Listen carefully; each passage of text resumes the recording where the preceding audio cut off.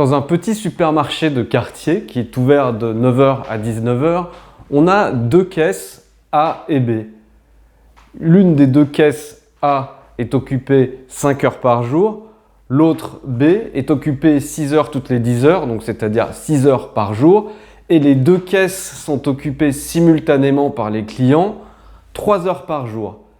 On va s'intéresser aux probabilités que ces caisses A et B soient libres. On va commencer par formaliser l'énoncé en appelant A l'événement la caisse A est occupée et B l'événement la caisse B est occupée. Alors P de A, c'est bien sûr 5 heures sur 10 heures, c'est-à-dire 0,5. P de B de la même manière, c'est 0,6. Et la probabilité pour que les deux caisses soient occupées simultanément, c'est 0,3. Alors, on nous demande de calculer la probabilité pour que B soit libre. Bon, c'est tout simplement l'événement complémentaire au fait d'être occupé. Donc, P de B bar, c'est 1 moins P de B, c'est-à-dire 1 moins 0,6, 0,4. On veut ensuite savoir la probabilité pour que au moins une des deux caisses soit libre.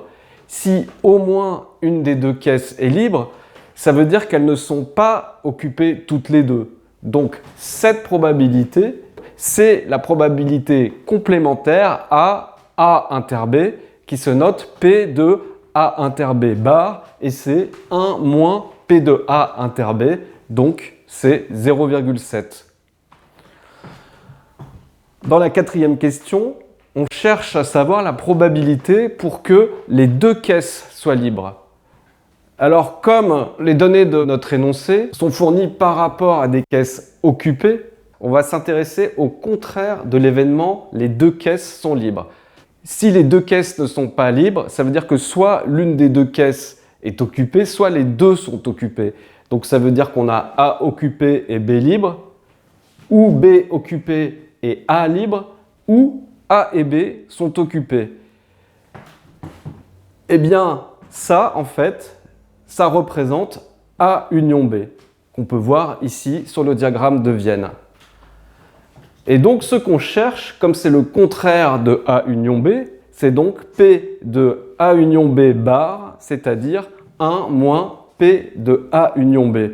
Alors là, vous me direz, on ne connaît pas P de A union B, mais on a une loi du cours qui nous dit que dans ce cas, des événements qui sont compatibles entre eux, on a P de A union B, ce qu'on voit très bien sur le schéma, c'est égal à P de A plus P de B moins P de A inter B. Et en appliquant tout simplement cette loi dans notre cas, on a P de A union B bar est égal à 1 moins P de A moins P de B plus P de A inter B. Et l'application numérique nous donne 0,2. Donc on a une probabilité de 0,2 pour que les deux caisses soient libres. Dans un cas comme celui-ci, quand on ne voit pas très bien comment arriver à trouver la probabilité de l'événement demandé, il peut être intéressant de s'intéresser à l'événement contraire.